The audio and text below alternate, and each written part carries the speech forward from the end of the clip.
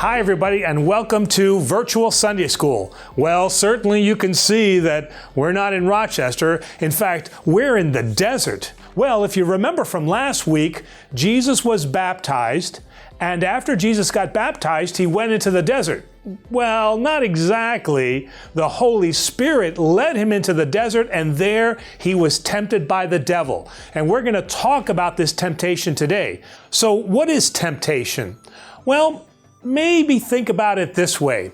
Let's say that your dad's got a really hot car like a Lamborghini or a Bugatti or something like that. Now, I'm sure that you've got some video games at home, like driving games and flying games and things like that. And probably you've even got like a joystick or you've got a steering wheel, right? Now, you probably might be tempted to say, hey, you know what? I know how to drive, so why don't I get in my dad's car and try driving it? Well, you know that your dad or your mom is not going to let you drive that car, right?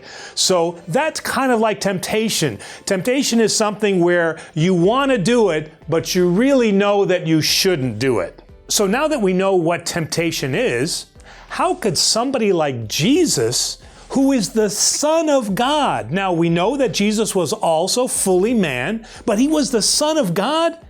How does somebody like that, who St. Paul says never sins, how could he be tempted? So in our story today, as I said, Jesus was sent into the desert by the Holy Spirit. Now, there's Jesus. The desert is hot.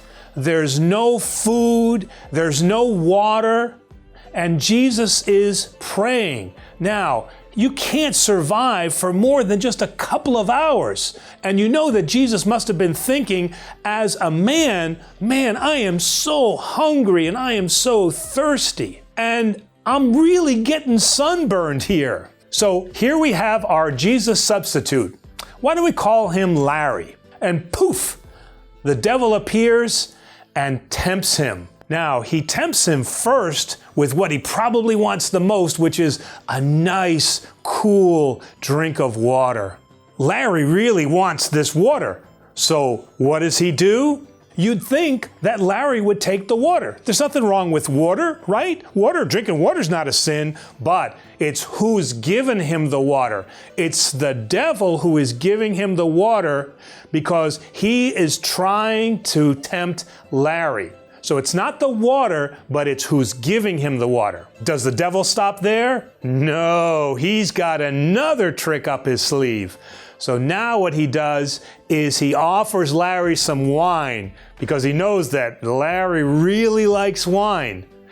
And Larry is now tempted a little bit, but again, Larry remembers this is a gift that is coming from not just a stranger, but this is a gift that is coming from the devil, and he still resists the temptation. But the devil has one last sneaky trick up his sleeve.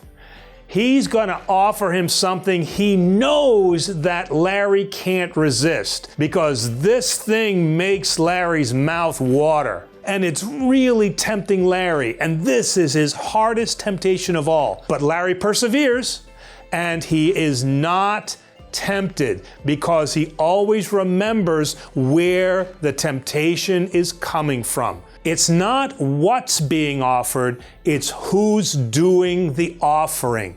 And that's where the temptation always comes from. In the end, Jesus resisted all the temptations, and the devil, now defeated, just left. But if I was Larry, this is probably what I would do. The power of Christ compels you! So thanks for tuning in this week. Stay tuned because next week we're going to talk about how Jesus raises his disciple army.